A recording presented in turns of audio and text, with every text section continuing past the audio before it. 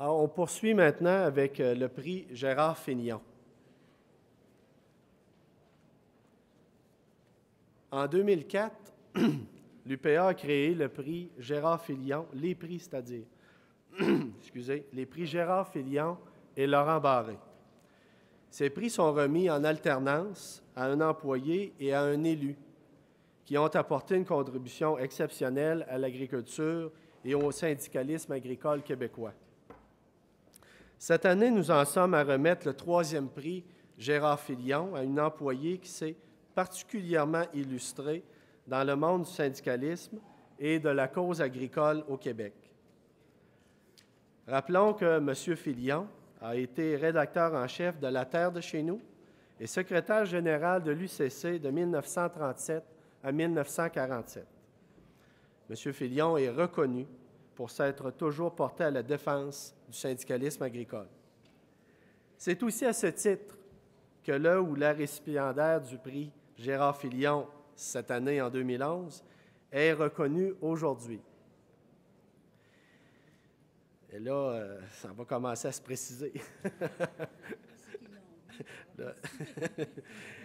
Alors, il s'agit d'une femme de cœur, douée d'une grande vivacité d'esprit. Cette personne est bien connue pour son apport généreux et surtout très humain à la cause des producteurs. Là, ça commence à donner des indices. Mais en particulier, celle des productrices agricoles du Québec. Là, j'en dis pas plus. Ah oui, c'est ça, parce que là, ça va vous être... vous allez voir la vidéo. En tout cas, c'est ça. C'était ça la prochaine phrase. Alors là, je ne vous en dis pas plus. La suite, vous allez la voir. On a un petit vidéo sur notre récipiendaire cette année. Et je reviens pour la remise du prix.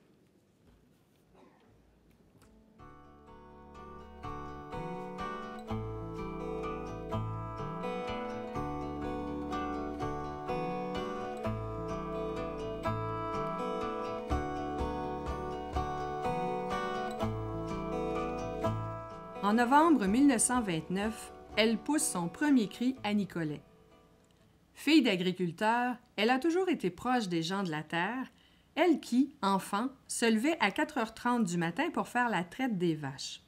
En 1948, elle se retrouve secrétaire à l'Union catholique des cultivateurs de Nicolette. Elle se rappelle d'ailleurs avec humour qu'un an plus tard, son salaire fut augmenté de 50 sous par semaine, parce qu'elle lavait le plancher du bureau. Et le pire, nous confie-t-elle, c'est que j'aimais ça. En février 1961, elle fait son entrée au journal de l'UCC, La Terre de chez nous. C'est sous la griffe de Marie-Stéphane qu'elle rédigera la chronique radio-télévision. Un peu plus tard, s'ajoutent les pages féminines et le fameux Courrier du cœur en 1965, signé Marie-Josée, 2 acronymes empruntés au nom de ses filles. En 1969, on lui offre le titre officiel de journaliste et de secrétaire de rédaction. Faisant partie d'une équipe de 2 personnes pour tenir cet hebdomadaire, elle dut se familiariser rapidement avec la mise en page, la correction de texte et l'atelier de composition. Pionnière du journalisme agricole, elle touchera à tout. Du journalisme au secrétariat de la rédaction, en passant par la fonction de rédacteur en chef. Dans toutes ses fonctions, elle assumera son rôle avec un doigté exemplaire. Suivant de près le parcours des femmes en milieu rural, elle devient peu à peu une amie.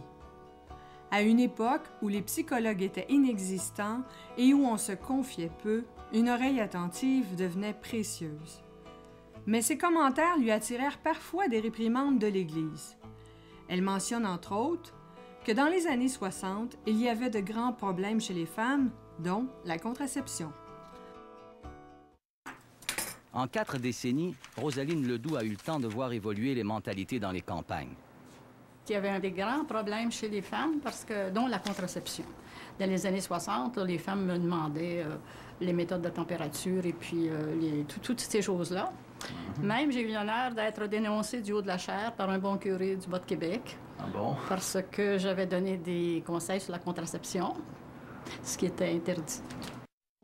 Femme de cœur et dotée d'une remarquable vivacité d'esprit, elle a su, au fil du temps, mettre l'agilité de sa plume au service de l'avancement des agricultrices et des femmes en milieu rural et de la cause agricole. Pour plusieurs, elle a été d'une grande contribution à leur évolution. Pour ses pairs, elle incarnait un certain idéal journalistique, la droiture d'une plume trempée dans l'encre du cœur. Évoquant l'époque de l'UCC, une période qu'elle juge d'ailleurs héroïque, les cotisations de l'UCC étant recueillies à la mitaine, elle se souvient qu'il fallait rapporter son petit bout de crayon usé à l'administration pour en obtenir un nouveau. Témoin des grands moments de l'histoire agricole, elle cite parmi les événements heureux le passage de l'UCC à l'UPA. En une nuit, le congrès général de l'UCC se transforma en l'Union des producteurs agricoles. Les congressistes fêtèrent une bonne partie de la nuit et un producteur futé lui confia « On passe une nuit plus longue sur un oui que sur un non ». Pour cette grande dame, parmi les moments les plus marquants, il y a eu la Grande Marche des producteurs de lait contre la politique laitière d'Ottawa en 1976 et le désastre des expropriés de Mirabel qui a tenu toute l'équipe du journal en haleine. J'en parlais assez souvent des femmes. Hein. Et à un moment donné, il y a un agriculteur là, qui est en poste. Il dit quand tu parles des femmes dans la terre de chez nous, là, tu fais pas du syndicalisme. J'ai dit je le sais. J'ai dit il y a que les pétards et les cochons qui sont syndiqués. Il n'a pas ri, lui. Il n'a pas ri, lui, j'imagine. Elle raconte aussi que même si ses propos pouvaient s'avérer dérangeants pour l'époque, jamais on lui a mis des bâtons dans les roues.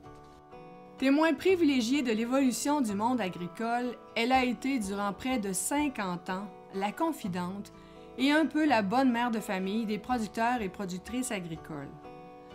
Encore aujourd'hui, elle est adulée par eux et manque à bien des gens, car elle a toujours eu la préoccupation de faire ressortir le côté humain de l'agriculture. Au fil des ans, elle a su cerner les enjeux complexes liés au secteur agricole et rendre un hommage bien senti aux valeurs de ses familles. Récipiendaire de nombreux prix, elle a été reconnue tout au long de sa carrière.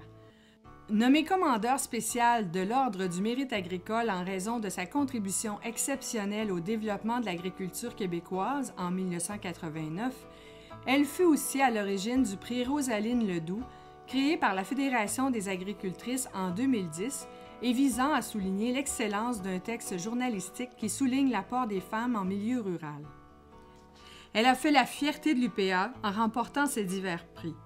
C'est maintenant à l'Union de la remercier en lui rendant cet hommage. Afin de souligner son apport unique à l'agriculture et au syndicalisme agricole québécois, l'Union des producteurs agricoles est fière de remettre le prix Gérard Filion 2011 à Mme Rosaline Ledoux. Le prix Gérard Filion a été créé afin de remercier et surtout de mettre en valeur ces hommes et ces femmes dont le passage dans l'organisation aura laissé sa marque pour la cause agricole. Pour votre engagement profond à cette cause, Mme Ledoux, les productrices et producteurs agricoles du Québec vous sont reconnaissants et sont heureux de vous dire 42 300 fois merci.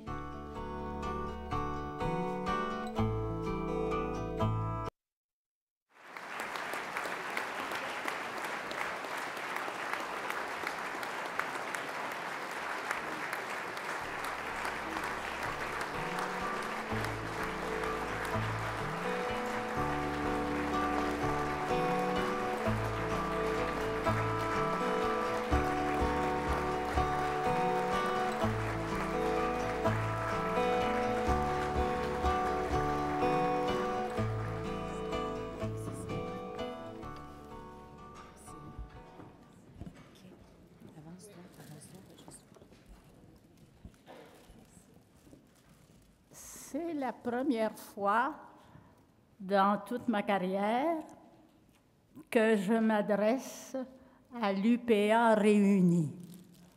Habituellement, ce sont des ministres ou des sous-ministres. Moi, je ne vous annoncerai pas de bonnes ni de mauvaises nouvelles. Je veux simplement vous dire merci. C'est un hommage que peut-être que vous vous trouvez mérité, mais pour moi, ça n'a jamais été un travail. Ça a été un bonheur. Et aujourd'hui, Je veux vous remercier, toutes et chacun que vous êtes, parce que c'est grâce à vous que j'ai pu faire la carrière que j'ai faite. Gérard Filion, puisqu'il faut bien en parler un peu lui aussi, fut l'un des personnages les plus remarquables à avoir hanté l'UCC. Né à l'île Verte dans le Bas-Saint-Laurent, après ses études primaires, il décida de fréquenter l'École des hautes études commerciales. Muni d'un diplôme adéquat, il n'eut qu'à traverser la petite ruelle pour devenir secrétaire général de l'UCC, poste qu'il occupa une dizaine d'années. Il contribua ainsi à moderniser l'institution.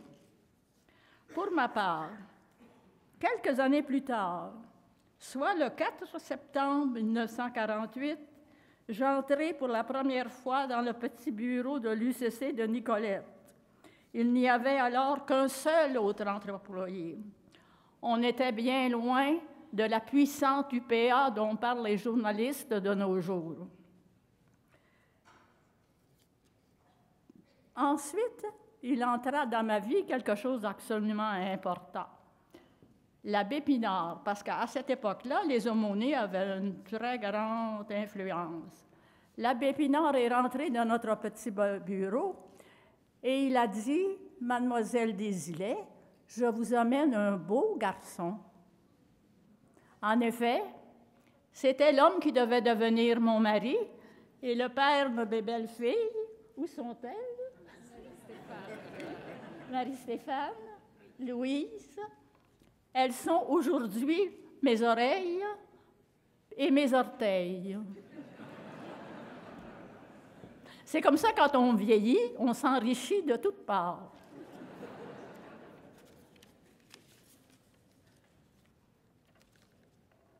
Gérard Filion, pour sa part, quitta l'UCC pour devenir journaliste au Devoir. Ce journal était déjà un favori dans notre famille. Le grand-père Jean Desilets fut le premier abonné dans Saint-Grégoire de Nicolette. Le séminaire de Nicolette, d'ailleurs, demanda à notre ancêtre les numéros du journal qui lui manquaient. Pour revenir à Filion, il fut parfois accusé d'écrire à la hache. Je pense qu'il vaut mieux écrire à la vache qu'au crayon de plomb.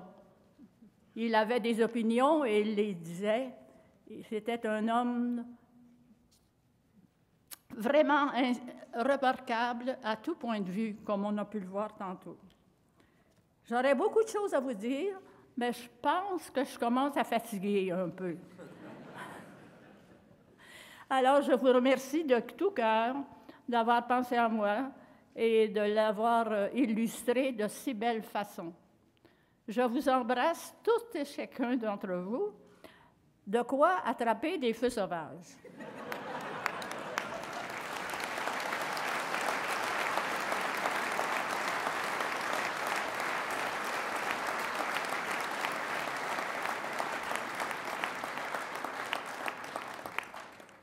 Je pensais que ma communion solennelle et mon mariage étaient le plus beau jour de ma vie. Désormais, je vais en rajouter un autre. C'est cette grande joie que vous me procurez aujourd'hui. Et encore une fois, merci.